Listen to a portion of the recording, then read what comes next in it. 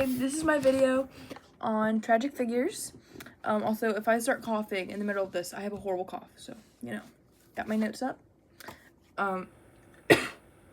Sorry.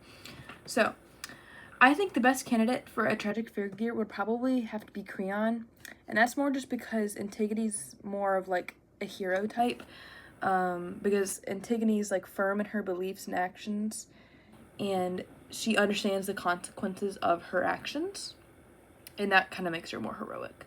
But Creon is probably more tragic in my eyes because he has a lot of pride, and he's super stubborn. He won't listen to Antigone or anything regarding the Polynices situation. Like, he won't listen to any other perspective either. And while being warned about this, he completely disregards everything because he's, like, the king and all. So what he says is final. And because of this, it led to the death of his own wife and son, and that makes it more tragic because he didn't realize that that was going to be a consequences of his action. He thought everything was just going to go according to plan because he's right all the time, which he's not. And yeah, in the end though, he realizes his stubborn personality and all of his actions caused it, and that makes it more tragic because he realizes at the end, after everything had already happened.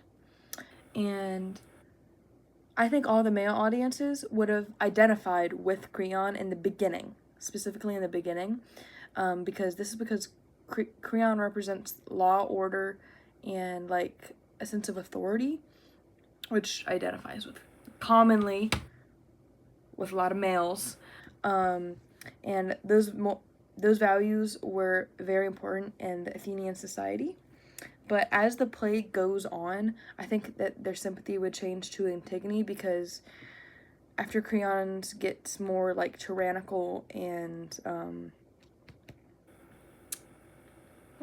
extreme, they might shift their sympatheticness to Antigone, and because Antigone's super loyal to her family and she respects the divine laws really well, and that was also a big thing in Athenian society. It was about, like, divineness, and so they're probably like, oh, she's more, like, respecting the gods, she's probably who we're gonna identify more with in the end.